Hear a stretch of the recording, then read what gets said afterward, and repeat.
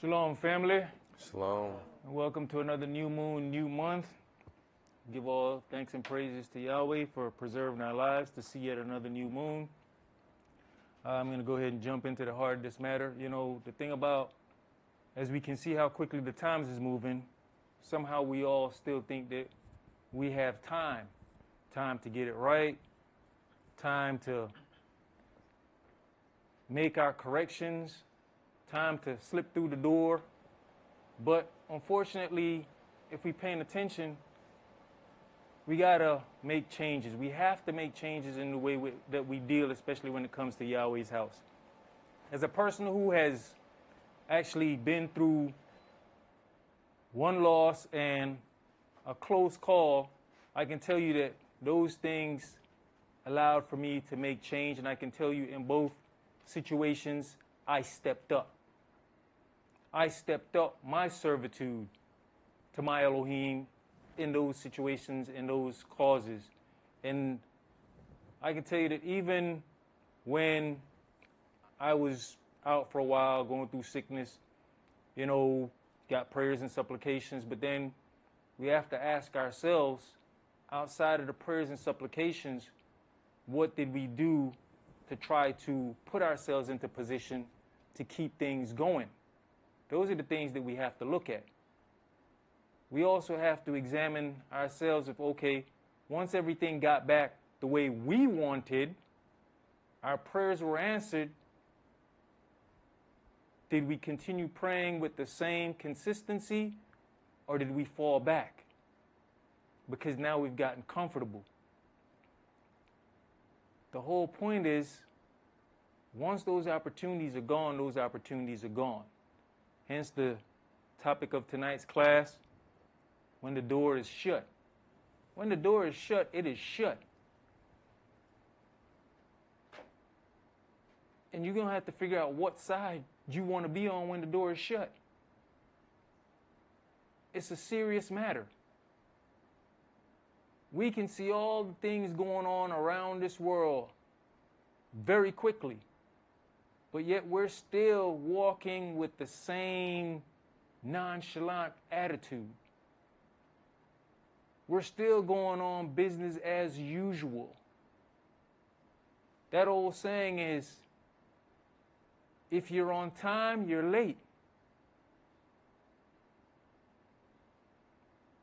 Why does that happen? If you leave early, you're going to make it on time. You've made room in case anything happens along the way. You will still be on time. But if you're on time, you're late. Because you've left out to say, okay, this is how long it takes me to get there, you've left no room for error. Something goes wrong, and you're now late. I can only put it out there. We have to examine our servitude. I can honestly tell you, when it comes to my regular jobs that I've had, that's what I always heard. Man, you need to get here earlier. You need to get here earlier. I don't think since I've been walking this walk I've ever had to hear that. Because when it comes to Yahweh stuff, I make it my all to be here on time. In my on time, we talking about an hour early before class starts, but I've got stuff that needs to be done, so there's still a time frame that I need to be here to get those things done. But even when people have things to do in departments and they're late, you still see that attitude of, I'm on time. I see no sense of urgency. Is this how we really deal with Yahweh stuff? Even when I'm running late, which is an hour before class, it's still late for the things that I have to prepare. And I come through the door with a sense of urgency. I can't come haphazardly and start going over here to look at this and what y'all got going over there. And no, what I've got going on, if that falls, that now trickles down into other departments. There has to be sense of urgency. But I sit back and I watch this lackluster attitude for Yahweh stuff. I can honestly tell you, Yahweh ain't going to ding me for being late to these 9 to 5s. I'm not just talking. We can go ask my family members. If I got to leave you, I got to leave you.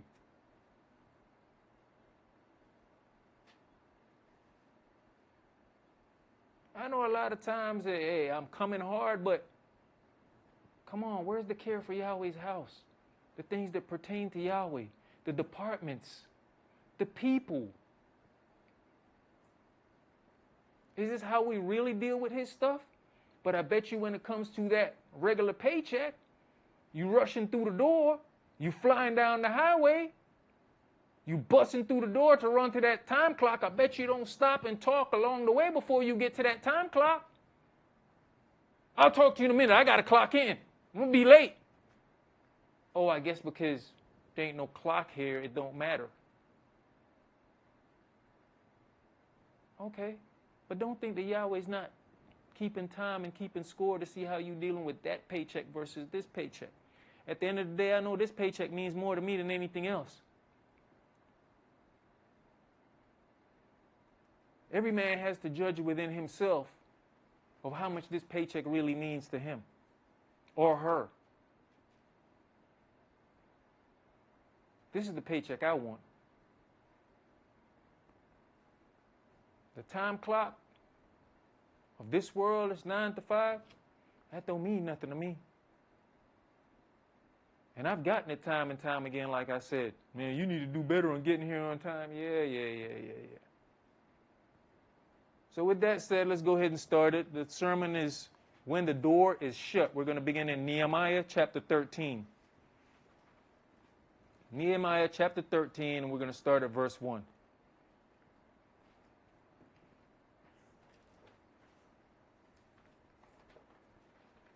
On that day, they read in the book of Moshe in the audience of the people, and therein was found written that the Ammonites and the Moabites should not come into the congregation of Elohim forever, because they met not the children of Israel with bread and with water, but hired Balaam against them, that he should curse them. Howbeit, our Elohim turned the curse into a blessing. Now imagine where we stand. The ability to be able to enter in, but yet deal with it haphazardly. Here are people who will never get the opportunity to come into the congregation. Never. But this is how we deal with it? Go ahead. Now it came to pass, when they had heard the law, that they separated from Israel all the mixed multitude. And before this, Elishab, the priest, having the oversight of the chamber of the house of our Elohim, was allied with Tobiah. And he had prepared for him a great chamber, where afar time they laid the meat offering, the frankincense, and the vessels, and the tithes of corn, and the new wine, and the oil, which was commanded to be given to the Levites, and the singers, and the porters, and the offerings of the priests. But in all this time was I at Jerusalem, for in the 32 years of Artaxerxes, king of Babylon, came I unto the king, and after certain days obtained I leave of the king. And I came to Jerusalem, and understood of the evil that Eliashib did for Tobiah, in preparing him a chamber in the courts of the house of Elohim. And it grieved me sore. Therefore I cast forth all the household stuff of Tobiah out of the chamber. Then I commanded, and they cleansed the chambers. And thither brought I again the vessels of the house of Elohim, with the meat offering and the frankincense. And I perceived that the portion of the Levites had not been given them, for the Levites, the singers that did the work, were fled every one to his field. Then contented I with the rulers, and said, Why is the house of Elohim forsaken? And I gathered them together, and set them in their place. And then brought all Judea, the tithe of the corn, and the new wine, and the oil onto the treasuries. And I made treasures over the treasuries, Shilami, is that how you say it? Shelemiah. The priest of Zadok, the scribe and the Levite, Pedaiah, and next to them was Hannah, the son of Zechariah, and the son of Mattaniah, for they were counted faithful, and their office was to distribute unto their brethren. Remember me, O my Elohim, concerning this, and wipe not out my good deeds that I have done for the house of my Elohim, and for the office thereof. In those days saw I Judea, some treading winepress on the Sabbath, and bringing the sheaves, and laden as also wine, grapes, and figs, and all manner of burdens, which they brought into Jerusalem on the Sabbath day. And I testified against them in the day wherein they sold victuals. There dwelt men in Tyre, also Men of Tyre. Tyre, also therein, which brought fish and all manner of ware, and sold on the Sabbath until the children of Judea and in Jerusalem. Then I contented with the nobles of Judea, and said unto them, What evil thing is this that you do, and profane the Sabbath day? Did not your fathers thus, and I did not our Elohim bring all this evil upon us and upon this city? Yet you bring more wrath upon Israel by profaning the Sabbath. And it came to pass that when the gates of Jerusalem began to be dark before the Sabbath, I commanded that the gates should be shut, and charged that they should not be opened till after the Sabbath. And some of my servants set I at the gates, that there should be no burden be brought in on the Sabbath day. Now, let's look at this situation. I commanded that the gates should be shut and charged. Verse 19, and it came to pass that when the gates of Jerusalem began to be dark before the Sabbath. This is before the Sabbath. The Sabbath is coming on. That's what we would call the Friday evening. I commanded that the gates should be shut and charged that they should not be open till after the Shabbat. So what that mean? That Friday evening, people had to be in there, right? Mm-hmm. And they couldn't leave till when? After the Shabbat.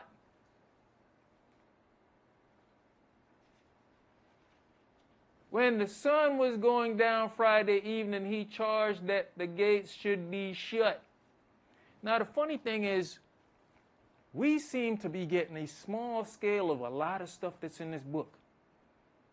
When we look around where we're at, there's gates out there, isn't there, that we have to enter in and out of. And those gates get closed, don't they? So how miraculous is it that we actually have on a small scale the same things that are written in the book? So that means that our practice should be better than most. Our practice should be what they call on swole. Go ahead. Verse 20. So the merchants and sellers of all kinds of ware lodged without Jerusalem once or twice. Then I testified against them, and said unto them, Why lodge you about the wall? If you do so again, I will lay hands on you. From that time forth came they no more on the Sabbath. And I commanded the Levites that they should cleanse themselves, and that they should come and keep the gates, to sanctify the Sabbath day. Remember me, O my Elohim, concerning this also, and spare me according to the greatness of thy mercy. And I commanded the Levites that they should cleanse themselves, and that they should come and keep the gates. Do we not also have that here?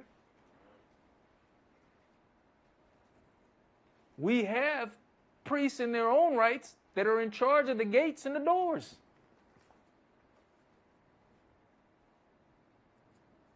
Do we not see what wonderful works Yahweh has allowed for us to have? So then how do we deal with it haphazardly? I'm telling you, if you stop and you examine what we have and what's going on around us, even the trials and tribulations that we go through as a congregation, if you look in the book, we're going through it.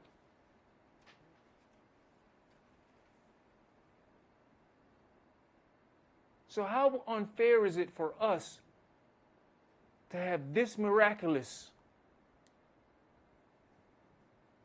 protege or example of righteousness and look at people deal with it haphazardly? Do I not have the right to be upset? Does the elder not have the right to be upset? Does the priest at the door not have the right to be upset? Does the sisters and mothers of the congregation who are putting forth maximum effort have not the right to be upset?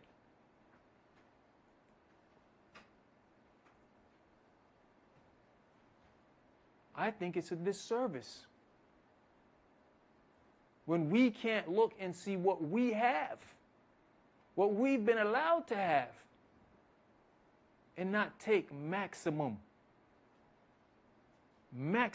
effort of the benefits of what we've been given. So many people wish they could still be in the seat that they gave up.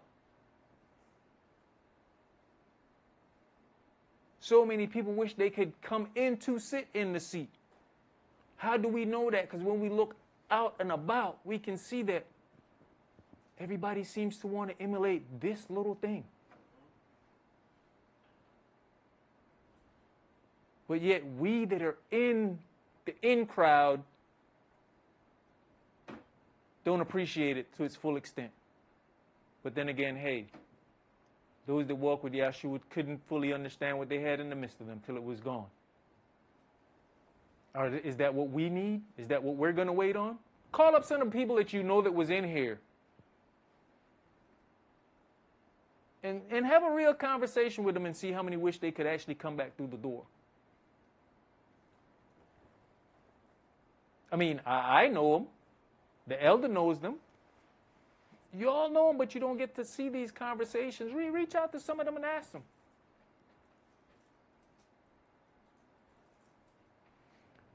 Let's go to Luke chapter 13.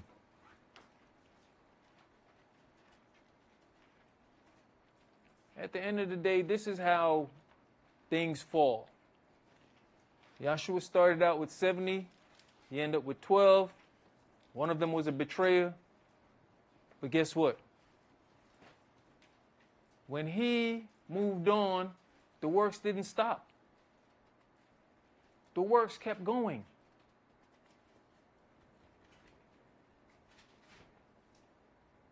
Do we ever look and think of that thought process of where am I positioning myself to help to keep the works going?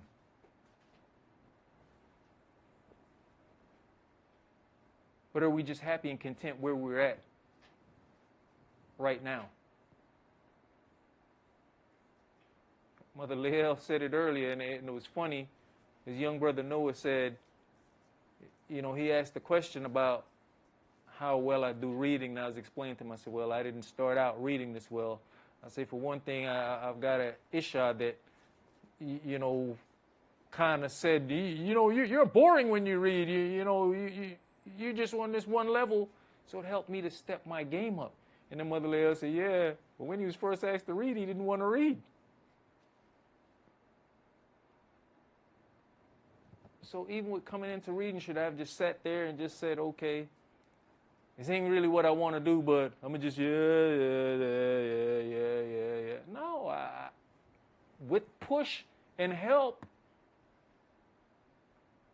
I've continuously tried to better the craft, taking full advantage of the opportunity that my Elohim has given me by allowing the head priest to see an ability and say, no, you ready to read? He didn't ask once.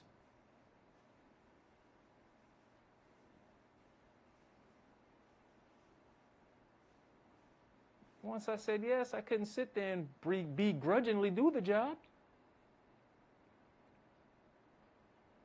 That would have been a complete disservice to my Elohim.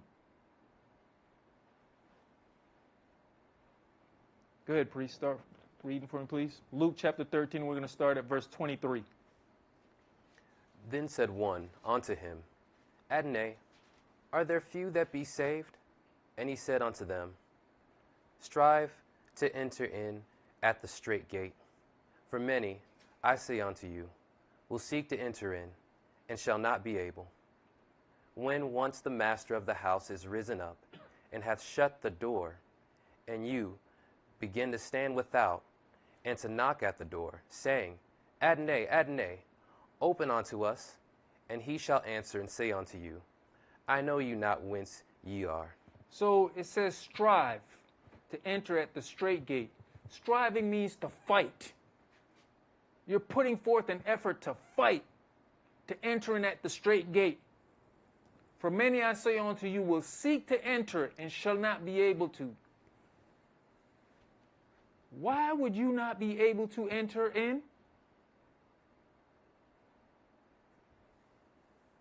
But now the people who are seeking to enter in, did they strive to enter in, or are they just seeking to enter in? There's a difference in putting up a fight and trying to cut the line.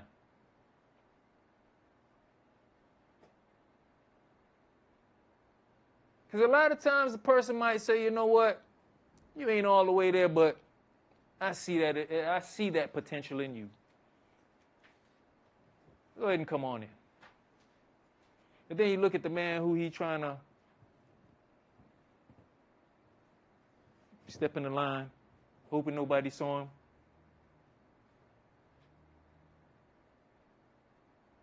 Hey, man, you need to get out the line. I didn't see you put forth the effort that this person put forth. Nah, he's coming in before you. Even though he was at the back of the line and you done cut all the way up to the front, nah, you get out the line. But see, that's the mentality a lot of us have, is that we think we're going to just sneak in at the last minute. But what did he say? When the door is shut, the door is shut. Go ahead. Verse 26. Then shall you begin to say, we have eaten and drunk in thy presence, and thou hast taught in our streets. But he shall say, I tell you, I know you not whence you are. Depart from me, all you workers of lawlessness. Then you shall begin to say, we have eaten and drunk in your presence. Man, we hung out with you. We partied with you. Yeah, but were you there when it was time to do the work? I don't know you. Hanging out and working is two different things. See, now when the door is shut, is the time for hanging out. This is the ultimate hangout. But you hung out before it was time for the real hangout. Now you can't make it into the peaceful hangout. Go ahead. There shall be weeping and gnashing of teeth when you shall see Abraham and Isaac and Jacob and all the prophets in the kingdom of Elohim, and you yourselves thrust out. Man, you think about that. You will see them, but you're going to be kicked out. You walk through the, boy, there go Moshe, boy, there go Abe. Huh? What you mean I got to leave? But, Moshe! Come on, man. Don't do me. Nah, bro, you got to leave. You got to get out. Go ahead. And they shall come from the east and from the west and from the north and from the south, and shall sit down in the kingdom of Elohim. And behold, there are last which shall be first, and there are first which shall be last. The same day there were certain of the Pharisees, saying unto him, Get thee out, and depart hence, for Herod will kill thee. And he said unto them, Go you, and tell that fox, Behold, I cast out devils, and I do curse today and tomorrow, and the third day I shall be perfected. Nevertheless, I must walk today and tomorrow, and the day following, for it cannot be that a prophet perishes out of Jerusalem. O Jerusalem, Jerusalem, which killest the prophets, and stone them that are sent unto thee, how often would I have gathered thy children together, as a hen doth gather her brood under her wings, and you would not. Behold, your house is left unto unto desolate. And verily I say unto you, you shall not see me until the time come when you shall say, blessed is he that cometh in the name of the Adonai. So at the end of the day, what will we allow to cause us not to make it in? Will we let our spouse or the buddy system cause us to miss out? Those are things that we have to look at. Those are things that we have to ask ourselves. Like Elder like to say, it's Zion or bust. What will you let you hinder? What will you cause to let the doors close on you?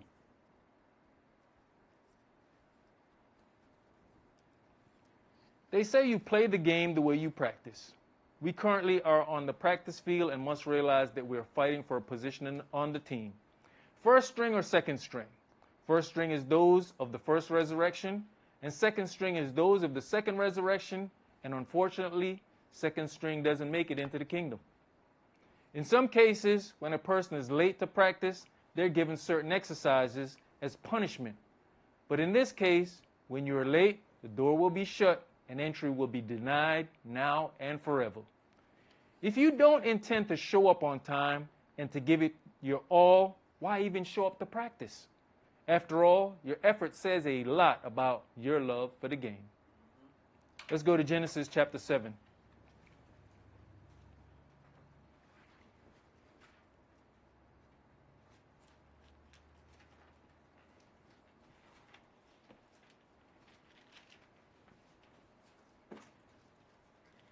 Genesis chapter 7, and start that at verse 1 for me, please. We're going to read verses 1 through 16. And Yahweh said unto Noah, come thou and all thy house into the ark. Go ahead. Okay. And Yahweh said unto Noah, come thou and all thy house into the ark. For thee have I seen righteous before me in this generation. Of every clean beast thou shalt take of thee by 7, and the male and his female, and of the beasts that are not clean by 2, the male and his female. Of fowls also of the air by 7, the male and the female, to keep seed alive upon the face of all the earth. For yet 7 days, and I will cause it to rain upon the earth 40 days and 40 nights, and every living substance that I have made will I destroy from off the face of the earth. And Noah did according unto all that Yahweh commanded him. And Noah was 600 years old when the flood of waters was upon the earth. And Noah went in, and his sons, and his wife, and his sons' wives with him into the ark, because of the waters of the flood. Of clean beasts, and of beasts that are not clean, and of fowls, and of everything that creepeth upon the earth. There went 2 and 2 unto Noah into the ark, the male and female, as Elohim had commanded Noah. And it came to pass after 7 days that the waters of the flood were upon the earth. In the 600th year of Noah's life, in the 2nd month, the 17th day of the month, the same day where all the foundation of the great deep broke up, and the windows of heaven were open. So it says in the 600th year of Noah's life, in the 2nd month, we here celebrating new moon. What does new moon indicate? The beginning of a month. But these are things that we still kind of haphazardly deal with. So how are we going to know the times that we need to be in certain places when things are going down if we can't even observe the new moons when it's time to observe the new moons? It took Elder getting on the congregation's case for us to have one packed room on a new moon. But what happened? We went right back to our same old, same old. The new moon is a commanded gathering.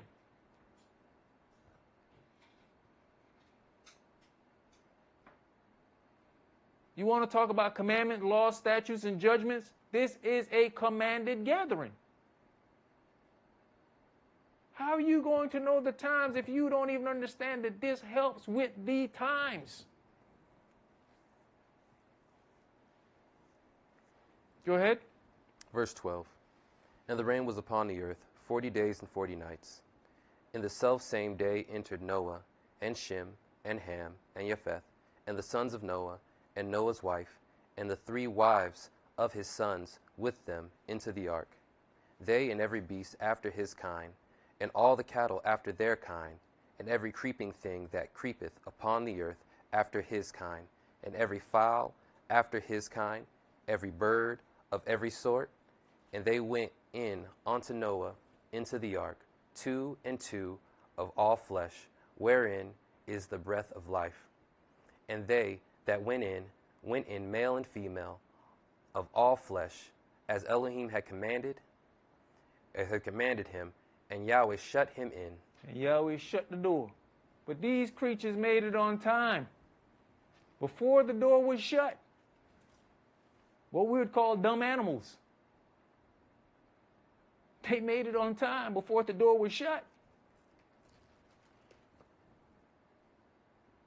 It's like we always talk about the tsunami that happened. All the animals was heading for high ground. What was smart man doing? Enjoying himself at the beach.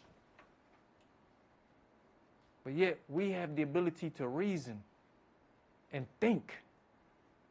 But yet we do some of the dumbest stuff. The animals made it on time before the door was shut.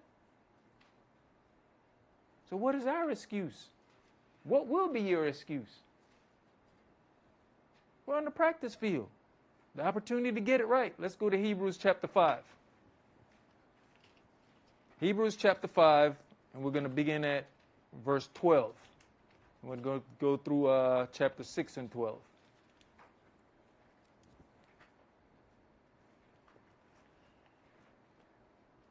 Hebrews chapter 5 and start at verse 12, please.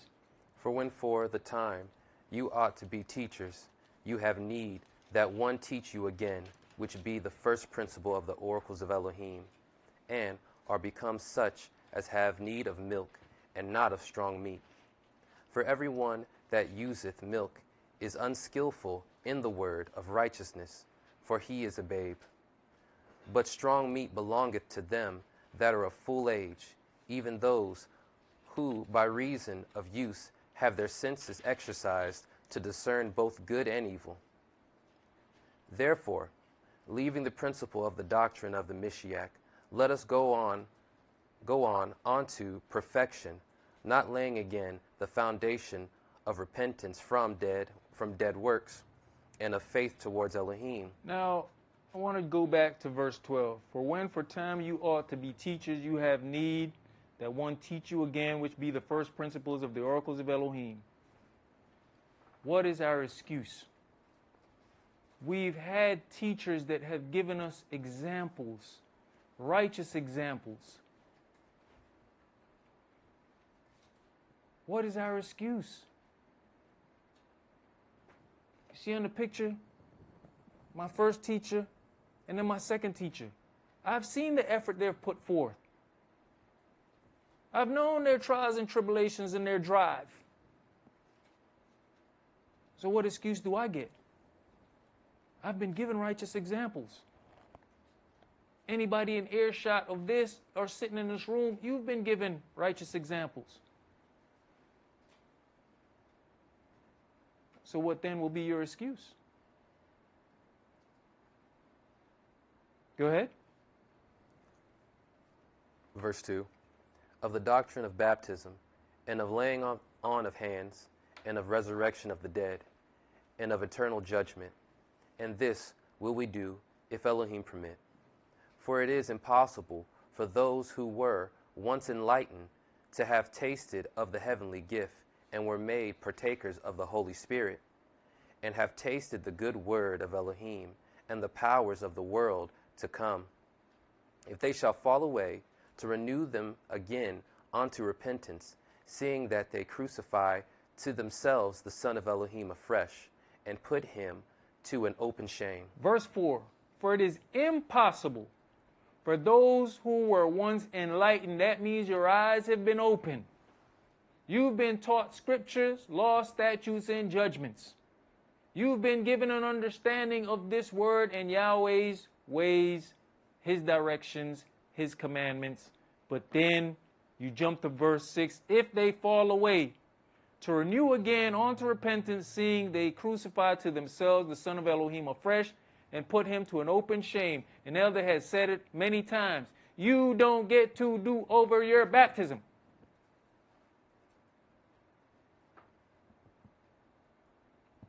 How can you taste of this milk and honey, and your eyes become enlightened, and you go back to waddling in the mire?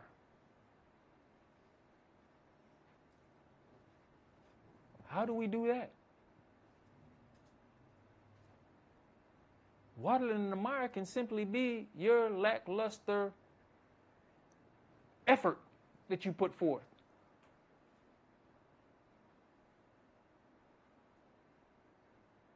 Go ahead. Verse 7. For the earth which drinketh in the rain that cometh often upon it, and bringeth forth herbs meet for them by whom it is dressed, receiveth blessing from Elohim. But that which beareth thorns and briars is rejected, and is nigh unto cursing, whose end is to be burned. But, beloved, we are persuaded better things of you, and things that accompany salvation, though we thus speak. For Elohim is not unrighteous to forget your work and labor of love, which you have shown towards his name, and that you have ministered to the saints and do minister. And we desire that every one of you do show the same diligence to the full assurance of hope unto the end. Read that again for me, please. And we desire that every one of you do show the same diligence to the full assurance of hope unto the end. And why would we desire that if we're not putting forth that effort? Because we are putting forth that effort, we desire to see the same. Are we expecting too much? Yahshua put forth an example to his disciples. To what? Follow me. You saw what I did. I'm not just telling you go do it and I haven't done it. I've given you an example. Go ahead. That you be not slothful, but followers of them who through faith and patience inherit the promises. That you be not slothful, but followers of them who through faith and patience inherit the promises. Now, if you've been given great examples, both in Scripture and in your current walk, and choose not to follow, then this makes you slothful. Let's go to Acts chapter 18.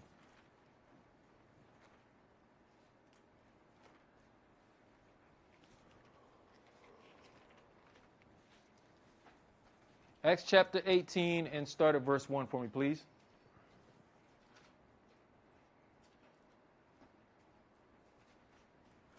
After these things, Saul departed from Athens and came to Corinth, and found a certain Yehudi named Aquila, born in Pontus, lately come from Italy, with his wife Priscilla, because that Claudius had commanded all the Yehudi to depart from Rome, and came unto them. Now, and found a certain Yehudim named Aquila, born in Pontus, lately come from Italy, with his wife Priscilla, because that Claudius had commanded all Yehudims to depart from Rome.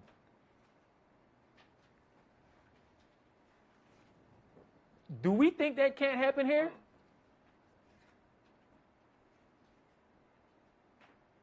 And then when it happens, what are we going to do? Go ahead. And because he was of the same craft, he abode with them, and wrought, for by their occupation they were tent makers. And he reasoned in the synagogue every Sabbath, and persuaded the Yehudis and the Greeks. And when Silas and Timotheus were come from Macedonia, Saul was pressed in the spirit, and testified to the Yehudi that Yahshua was the Mashiach. And when they opposed themselves and blasphemed, he shook his raiment and said unto them, Your blood be upon your own heads. I am clean. From henceforth I will go on to the Gentiles. And he departed thence, and entered into a certain man's house, named Eustace, one that worshipped Elohim, whose house joined hard to the synagogue. And Crispus, the chief ruler of the synagogue, believed on the Adonai with all his house, and many of the Corinthians hearing believed and were baptized. Then spake the Adonai to Saul in the night by a vision, Be not afraid, but speak, and hold not thy peace, for I am with thee, and no man shall set on thee to hurt thee, for I have much people in this city. And he continued there 1 year and 6 months, teaching the word of Elohim among them. And when Gallio was the deputy of Achaia, the Yehudi made insurrection with one accord against Saul, and brought him to the judgment seat, saying, This fellow persuadeth men to worship Elohim contrary to the law. And when Saul was now about to open his mouth, Gallio said unto the Yehudi, If it were a matter of wrong or wicked lewdness, O ye Yehudi, reason would that I should bear with you. But if it be a question of words and names and of your law, look you to it, for I will be no judge of such matters. And he drave them from the judgment seat. Then all the Greeks took Sosthenes, the chief ruler of the synagogue, and beat him before the judgment seat. And Gallio cared for none of those things. And Saul, after this, tarried there yet another good while, and then took his leave of the brethren, and sailed thence unto Syria, and with him Priscilla and Aquila, having shorn his head in Cenchrea, for he had a vow. And he came to Ephesus, and left them there. But he himself entered into the synagogue, and reasoned with the Yehudi. When they desired him to tarry longer time with them, he consented not, but bade them farewell, saying, I must by all means keep this feast that cometh in Jerusalem, but I will return again unto you, if Elohim will. And he sailed from Ephesus. He said, now they desired him to tarry longer. That means let's hang out a little bit longer with us. Stay here a little bit longer. The man said, nah, I must by all means get to this feast in Jerusalem. That sense of urgency. That's what I'm talking about. When we have things to do we say, hey, look, I can't talk to you right now. I got to go take care of this. I'm late. I need to be over here in this room or in this department getting ready because we're about to do this. We don't know how to switch gears from tarrying. We get caught up in the tarrying. What is tarrying? Hanging out. We got to understand. We got to know, hey, man, if it hurts somebody feeling, bro, I can't talk to you right now. I got to go do this. I'll catch up with you later. And if your feelings hurt, your feelings just hurt. I'd rather your feelings to be hurt than my backside be hurt because Yahweh put his foot in it. But so we get caught up in these moments and get carried away, and then before you know it, people run around the building looking for you. Why? Because you done held up everything else over here where you're supposed to be at. Where's the sense of urgency? We have to be able to switch gears. I know sometimes people think I'm rude of speech because I'll be like, hey, not right now. Hey, we'll deal with this later. But once again, you're being given examples of how to move with a sense of urgency. At least everything fall down. Let's go to Yohanan chapter 10. You know, Elder recently did a class about, you know, the virtuous woman, and like Elder say, we have to look at it as we're Yahweh's wives also, the men of Israel, the whole nation of Israel. And we don't understand that we affect the house when one body isn't taking care of what it needs to take care of. Sometimes you don't see that example till you get it in your own house. And then you realize, because this person was not feeling well, damn, we all late. We all late, because this is the person who usually sound the alarm. You be mad as hell. I ain't ready to get up yet. But they sounding the alarm. But then the one time that they're down and can't sound the alarm, and you realize, what the hell? All of us rushing through the door at the last damn minute. What the hell just happened here? Oh. Yeah, the aggravator, the stir-upper, everybody get up, is down right now.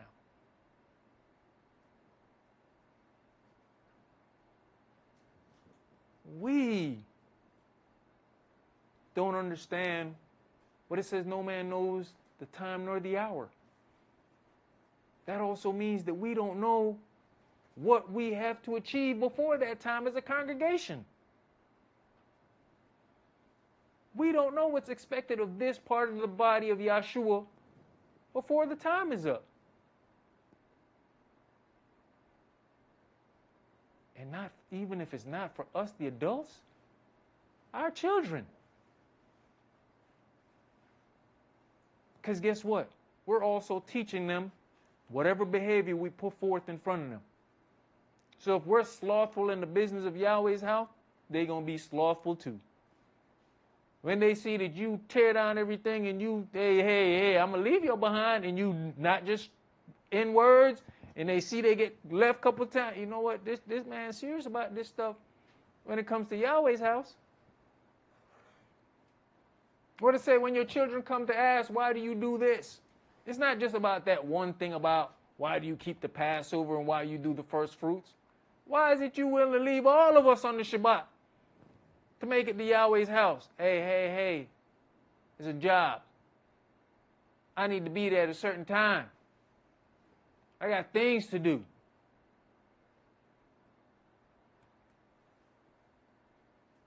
Other departments depending on this. This all trickles from one department to the next department. But if you can't see the examples, then you tend to have the same mindset. Then you wondering why your kids move the way they do, because they watched us move that way. Therefore, they themselves have no sense of urgency because they don't see us with any sense of urgency. Now you're ready to knock their heads off.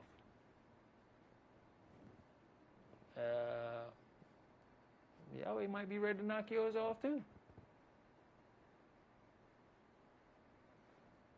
Yohanan chapter 10, let's start at verse 1, please. Verily, verily, I say unto you, he that entereth not by the door into the sheepfold, but climbeth up some other way, the same is a thief and a robber. But he that entereth in by the door is the shepherd of the sheep. To him the porter openeth, and the sheep hear his voice, and he calleth his own sheep by name, and leadeth them out. So why would we need to climb up some other way? Why wouldn't we strive to enter in at the door? So if he's climbing up some other way, that automatically means he knows he has no right to enter through the front door. That means he knows he has restricted access. Go ahead. When he putteth forth his own sheep, he goeth before them, and the sheep follow him, for they know his voice. And a stranger will they not follow, but will flee from him, for they know not the voice of a stranger. This parable spake Yahshua unto them, but they understood not what things they were which he spake unto them. Then said Yahshua unto them again, Verily, verily, I say unto you, I am the door of the sheep.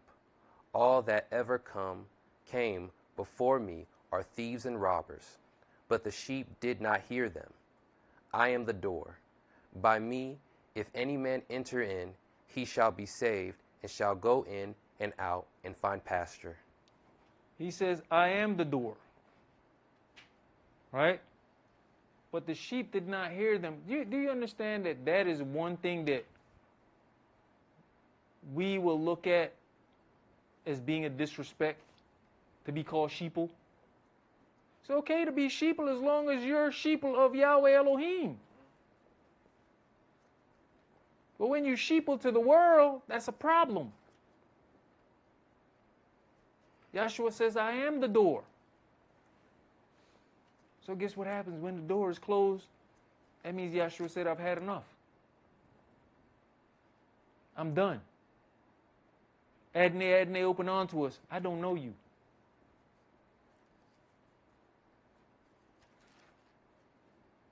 He is the way, the entry. But how do we deal with the door? How do we deal with things concerning the door? So that the door would be gladly open unto us. Do we grease the hinges of the door when it's squeaking? Do we keep the door upright when we need to keep the door upright? Or do we just slam the door and kick the door and come and go as we feel? You know, eventually the door will fall off the hinges if you don't take care of it, right? So let's look at him. He is the door.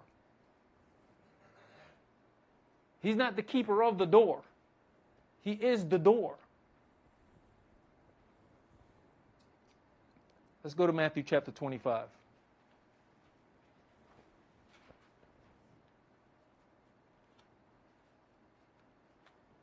The saints, the priests, are the keepers of the door.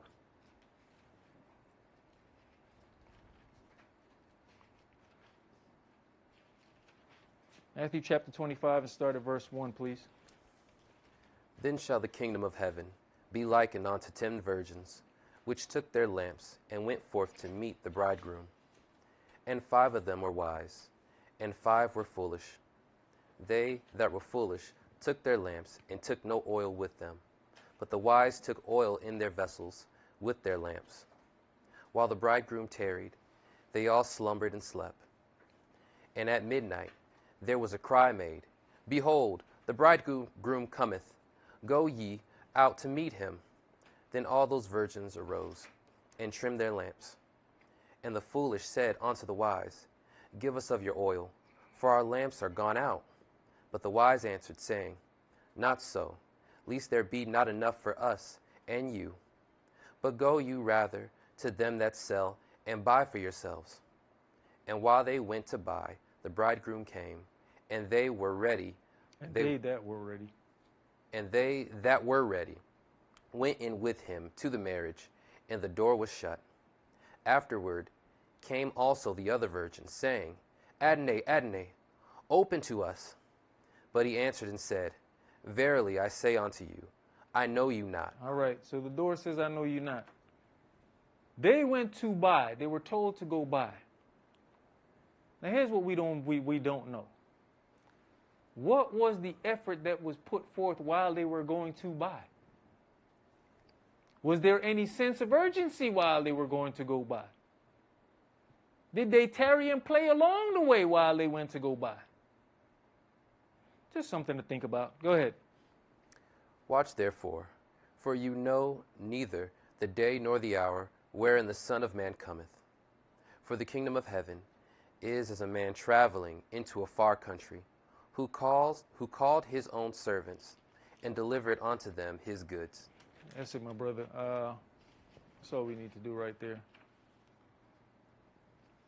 As we have transitioned from one set of holy days and prepared for the next set, we first had the opportunity to be passed over by striking the 2 side posts, which today would be our heart. Although the heart has 4 chambers, those 4 chambers are divided as left and right. Hence, the 2 side posts and the upper door post would be our mind and thought process, with the blood of the Lamb being our baptism in the name of Yahshua. This then allowed us to purge ourselves from dead works, removing the leaven from our homes, but most importantly, the leaven within us as we presented ourselves as first fruits unto our Creator. This can then lead to our sins and transgressions being atoned for, as long as we have truly taken steps to rectify our mistakes and our wrongdoings. The final phase is being able to dwell in booths, being a part of the first resurrection, a time of true peace and fellowship.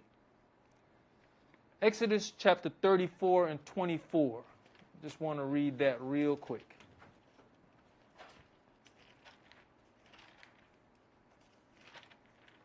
Exodus chapter 34 and verse 24 states, "For I will cast out the nations before you and enlarge your borders, neither shall any man desire your land, when you shall go up to appear before Yahweh your Elohim 3 times in a year." Can we imagine what it would be like to walk away from your home and nobody is going to mess with your stuff? Because Yahweh has put a hedge of protection around your stuff while you are away. Can we understand true peace? Can we strive for true peace? I mean, I know I'm tired of what we go through here. I would love to be able to enjoy true peace.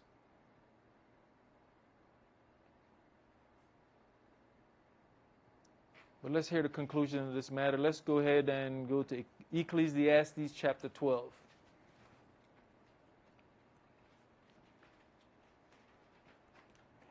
Ecclesiastes chapter 12, and we're going to start at verse 1.